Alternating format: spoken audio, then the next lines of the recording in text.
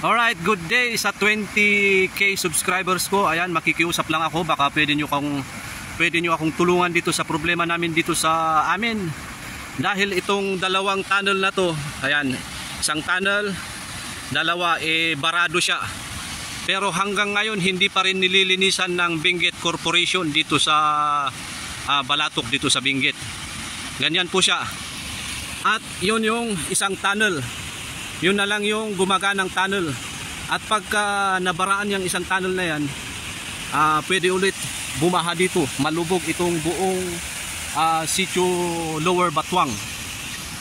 Pakita ko sa inyo yung itsura ng huling bagyo. Ayan yung kanyang itsura, yung huling bagyo. Nalubog yan.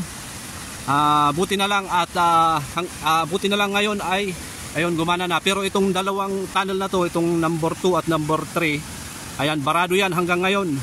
Alam nyo bang dahil din dyan sa tunnel na yan, gumuho yung kalsada dun sa taas, ang kalsada ng Dalikno. Ilang beses, 3 beses yata gumuho yan. Ayan, dahil sa tunnel na isang yon. Nung huling bagyo, yun lang yung huling bagyo na yun, ay mula nun hindi na nila nilinisan to Kaya pakiusap ko lang sa 20k subscribers ko, baka pwedeng pakishare ito para umabot kay Romualdez. Ayan, si Congressman Romualdez yata may-ari ng Benguet Corporation dito sa amin sa Benguet, dito sa Balatok. Para naman ito hindi na nila nililinisan to mula nung huling bagyo na dumaan. Nakakatakot kasi pagka ito nabara, umaabot doon yung tubig. Lubog yan, lubog. Ayan, pagka nalubog yan, ayan, nag-i-evacuate kami. Kada bagyo, nag-i-evacuate kami pagka nalulubog yung 3 tunnel na yan. Ito ay Ambalanga River pa rin, sakop ng Ambalanga River.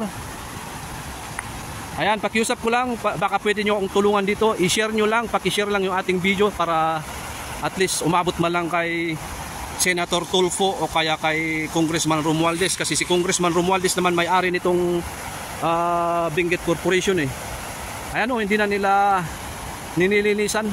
Ito na lang yung gumagana. At pagka yan bumara, wala na. Pag bumara na yan, hindi na. Lubog na talaga yung buong sitio Lower Batuang at Lower Dalikno.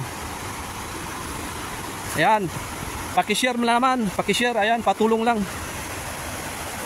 Ayan, maraming salamat at ayan, magandang umaga.